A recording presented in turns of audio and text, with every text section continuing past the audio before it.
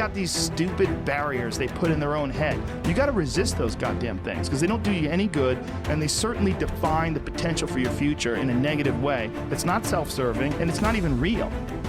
This idea that there's no way to get past the starting block today is just ludicrous. It's crazy. And it's just this poor thinking. And people that are trapped in bad situations, one of the problems is you feel like this is your future. You feel like and you can't get out of that. There's no hope. There's no light at the end of the tunnel. There's no rainbow. And if you feel like that, that alone can be incredibly defining and limiting. But the truth is that none of them matter. The truth is, if you want to build something in your life, then you have to remember what Mark Twain said. You have to get started, because at the end of the day, that is literally the only thing that's holding you back. You're not moving. And once you get the simplicity of that, once you understand, then you could act right now. When life knocks your butt down, I need you to get back up and I need you to go heavy on it. When uncertainty creeps in, I need you to get up and get right back on the thing that knocked you off, and I need you to go heavy on it. When something doesn't turn out the way you wanted it to turn out, I need you to attack the very thing that didn't turn out the way that you wanted it to turn out, and I need you to go heavy on it. It's never about the competitors. It's about what we possess and what we do. It's relentlessness, man. It's pushing past barriers. It's every time you get somewhere, it's wanting to go to the next level. You guys are entitled to what you're entitled to is an opportunity to show up and be your best. While other people are giving up, feeling like victims, feeling powerless, becoming negative, turning on each other rather than to each other, feeling that they can't make it. Be ye not conformed to this world, but be ye transformed by the renewing of your mind with the mindset of that it's possible that we can save this generation.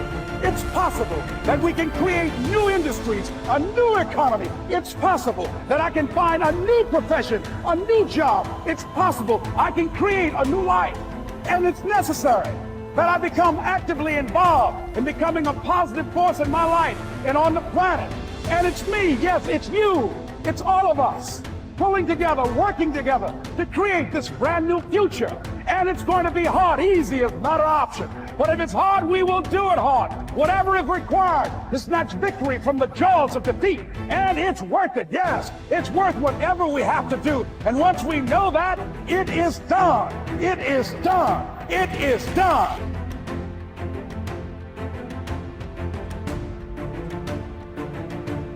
I think we're all faced with great opportunities brilliantly disguised as impossible situations. And in order, like for me personally, and after looking through your book and reading a good portion of it, I mean, for me, there's no school of ancient wisdom that you need to go to be initiated. Your life is your initiation if you're paying attention. So we meet challenges in our life from a certain level of mind, right? A certain level of consciousness or unconsciousness. And even Einstein said we have to go to a greater level of consciousness than the consciousness that's created the problem. Well, what is consciousness? Consciousness is awareness. And awareness means possibilities that you haven't thought of before. So we confront problems or challenges in our life. And as a side note, I was having breakfast with a researcher just last week who's studying what happens when we perceive and condition in our environment as a problem, how it weakens the organism. They're measuring this.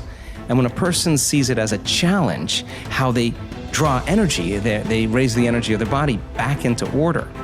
So if we said, I want to be wealthy or I want to be healthy, well, what you want to be that because you're not it.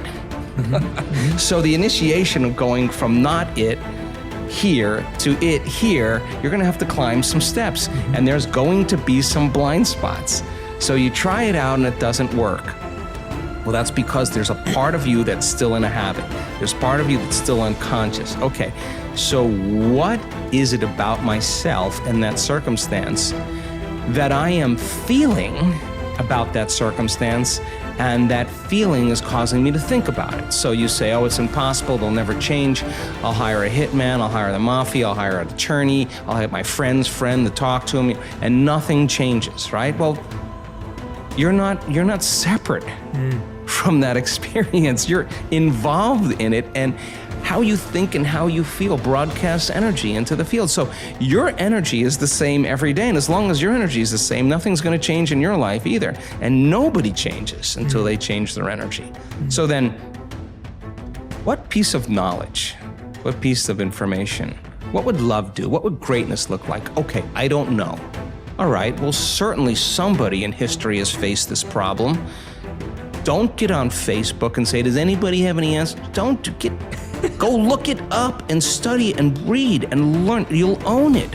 And you'll say, wow, that person that was wealthy, they failed 500 times. Yeah. Well, hell, I had the wrong view of wealth. Okay, then failure's not a thing. I got to overcome failure. Well, yeah, just climb the step. Yeah. Okay, I'm reacting to that circumstance with the same emotion. That emotion is firing the same thoughts. I'm broadcasting the same energy into the field. If I were facing that circumstance and situation again with that person, that circumstance, what do I learn from that circumstance? How could I do it differently the next time? Find out a solution and rehearse it. Install the circuitry so when you get in the circumstance, you're not going to respond in an automatic habituation. Yeah. Now you're at a greater level of consciousness. Now you're looking at possibilities that you weren't looking at before because you were unconscious. Now, that process of trial and error is so important in the spiritual path. How many times do we have to forget before we remember? Oh, God. And then we remember and we forget again. And it takes constantly remembering until we stop forgetting. And when we get to that point, now we're conscious. Now there's wisdom.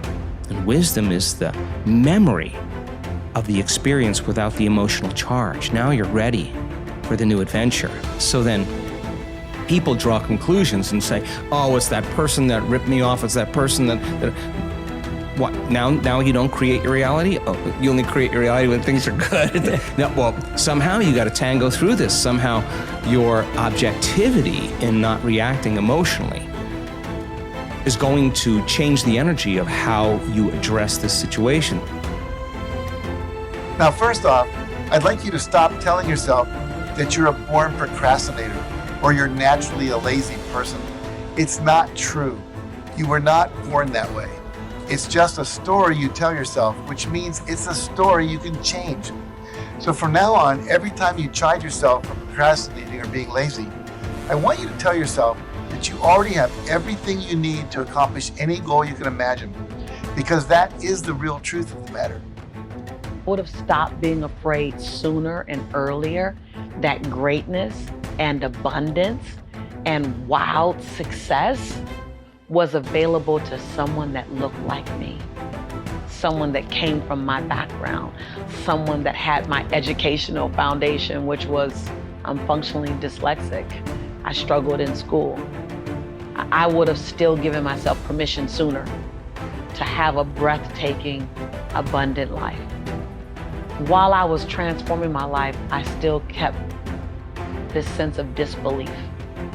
And so I know that I slowed myself down a lot because until I believed it was for me, it couldn't really come into my hemisphere, it couldn't come into my life.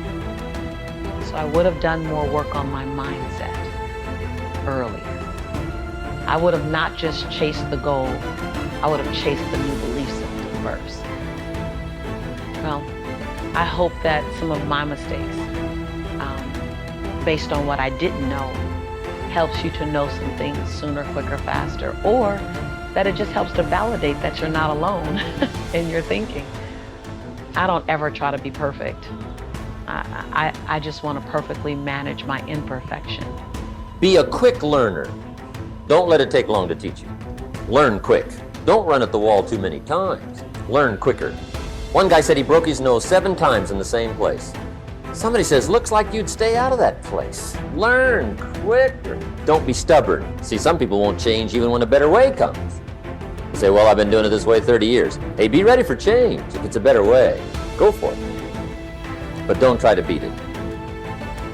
Better have a valued goal, because otherwise you can't get any positive motivation working out. And so the more valuable the goal, in principle, the more the micro processes associated with that goal start to take on a positive charge. And so what that means is, well, you get up in the morning and you're excited about the day, you're ready to go. And so as far as I can tell, what you do is you specify your long-term ideal,